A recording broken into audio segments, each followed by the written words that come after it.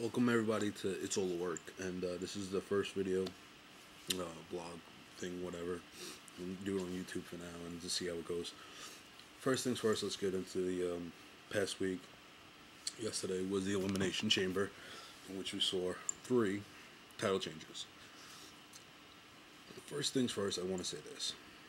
A lot of people, a lot of writers are saying Sheamus isn't a believable champion. The crowd isn't behind him. They just boo him because they know he's a bad guy.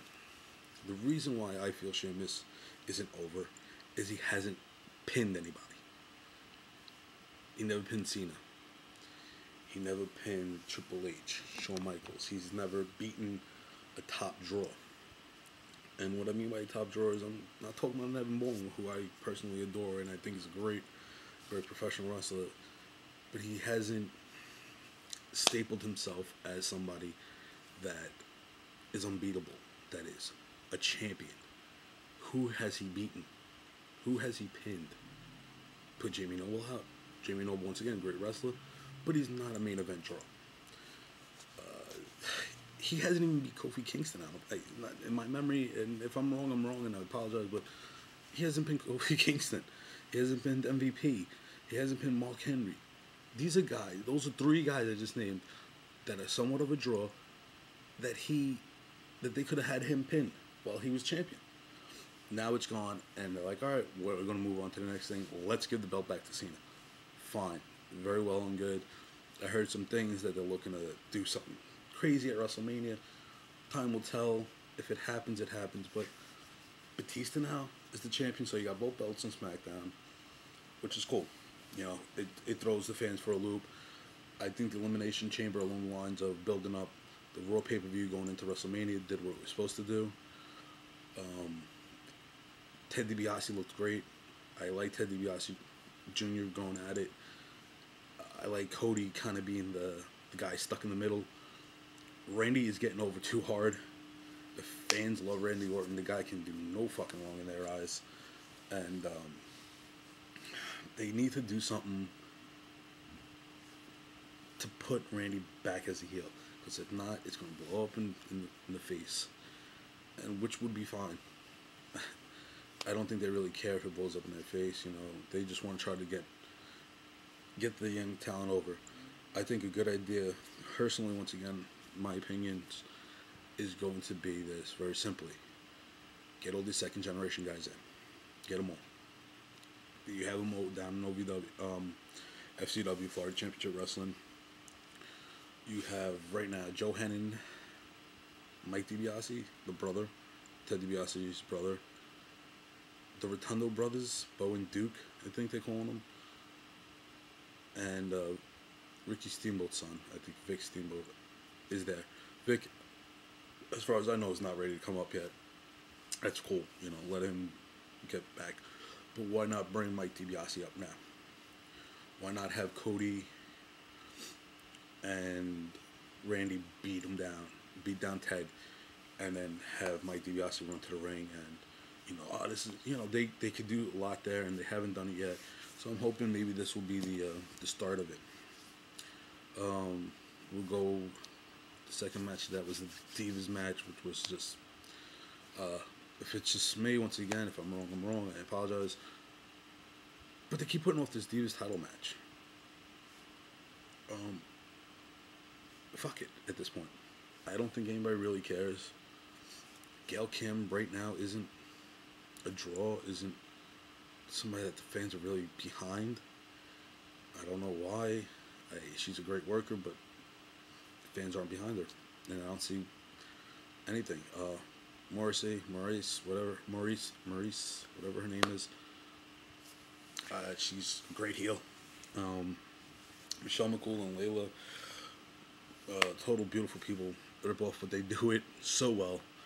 And I think the match last night was just a waste of time. They really could have just had them start off and then had, you know, Vicky Guerrero come out and do something and call it a draw and go, no, I'm not going to have you guys waste pay-per-view time and you guys want to talk bad about SmackDown Divas. And they could have did something else, but I just think that was a waste of time. It was terrible.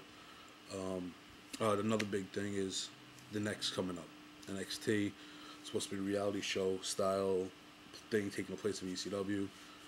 I'm going to do another video after this based on ECW coming back and why they should just left it dead and buried, as a big fan of ECW. Miz and Bryan Danielson, Daniel Bryan. Bryan Danielson is not the internet darling. Bryan Danielson is not the king of the indies. Bryan Danielson is the best in the world. And I'm going to come off as a mark and say something like that. That's fine. Come off as a mark, which I am. Bryan Danielson, Pro Wrestling Noah, light heavyweight champion, IWGP light heavyweight champion.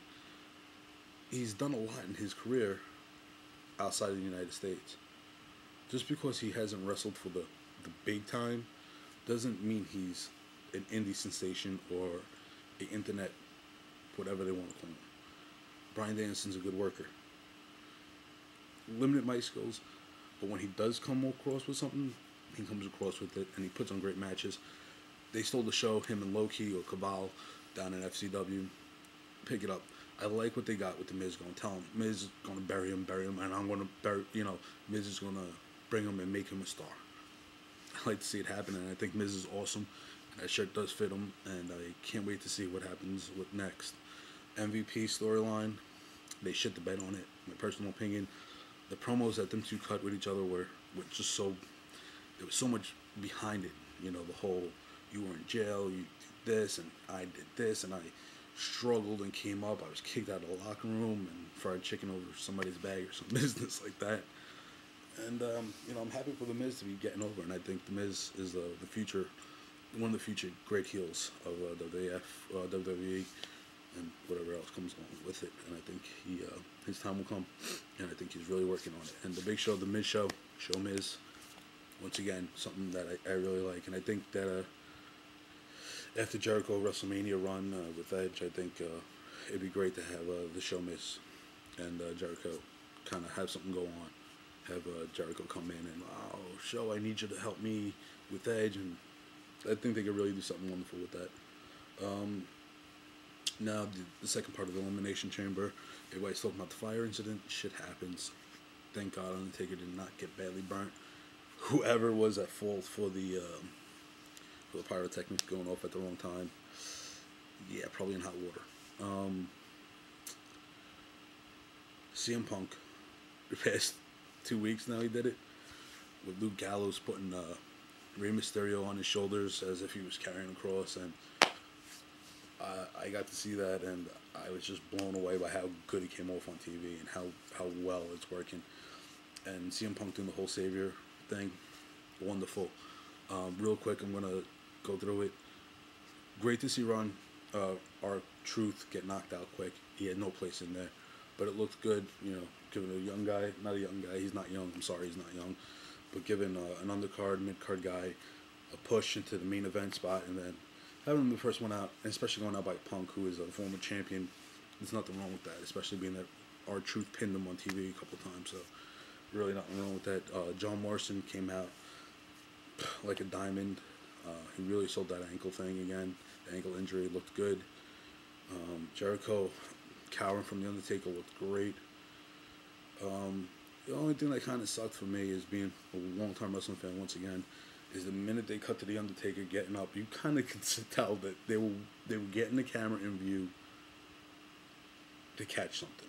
And I said to my friend while we were sitting around watching it on pay-per-view that Shawn Michaels is going to come from under the grating. At first we were joking around, he's going to cut through the ring, and I was like, no, he's coming through the grating. I'm telling you, he's going to come from that side, and 5 minutes later, here he comes popping up. All in all, past week has been really good. The build-up tonight, Monday Night Raw, should be a lot of questions answered along the lines of who's Edge going to take on at WrestleMania, what's going to happen with Batista and John Cena, any more on Bret Hart and Vince McMahon. What about Sheamus? The guy was just world champion for 3 months, and now nothing open for him. And also, what is Triple H going to do at WrestleMania? A lot of things will be answered, and I'm going to try to cover that as well. Like I said, I'm going to do a quick, nice little video about what happened with ECW going off, and I'm switching up ECW and why they brought it back. So I hope everybody enjoyed this, and once again, It's all work.